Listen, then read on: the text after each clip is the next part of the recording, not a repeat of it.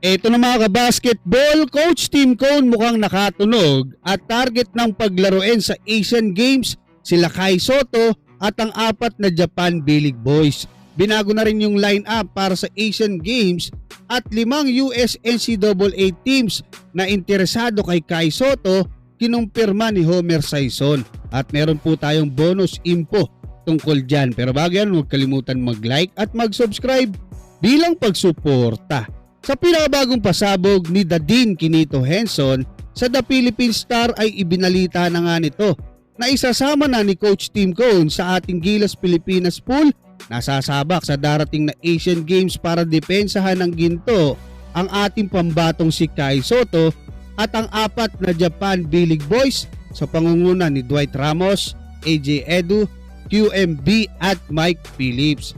Taliwas po ito doon sa unang lumabas na balita na mag-all PBA players si Coach Tim Cone para nga sa darating na Asian Games.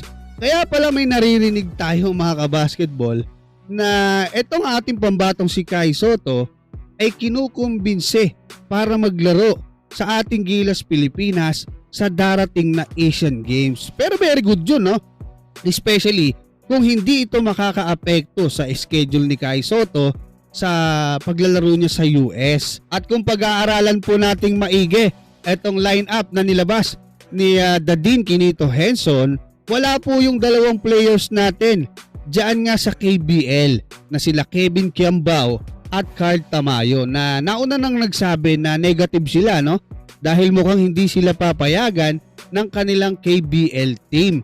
At mukhang nakatunog ang Samahang Basketball ng Pilipinas na papayagan ng Japan B-League yung kanilang mga players na maglaro para nga sa kupunan ng Japan dahil nga dyan gaganapin yung Asian Games. So siguro naisip nila na hindi sila ganoon kalakas kung hindi nila makukuha yung kanilang mga top players, yung dating NBA player na si Yuta Watanabe, si Yuki Togashi, si Uday Baba, si Keisei Tominaga, pati yung naturalized player nila na si Josh Hawkinson. Lahat po yan naglalaro sa Japan B-League. So kung pagbabawalan nila yon, 'di ba? Hihina sila. At kung ang pagbabawalan lang naman nila ay yung mga Pilipino gaya nila AJ Edu, Dwight Ramos, magiging unfair po sila noon. So most likely nakatunog etong SBP na possible paglaruin etong mga players ng Japan B-League, payagan, no, kahit nga Asian Games lang to. So magiging magandang bakbakan yan mga kabasketball para sa ating Gilas Pilipinas, especially para sa ating pambatong si Kai Sotto kung maglalaro din yung 7-1 NBA player ng China na si Yang Hansen na naka-schedule lang makalaban ng ating Gilas Pilipinas sa September 14.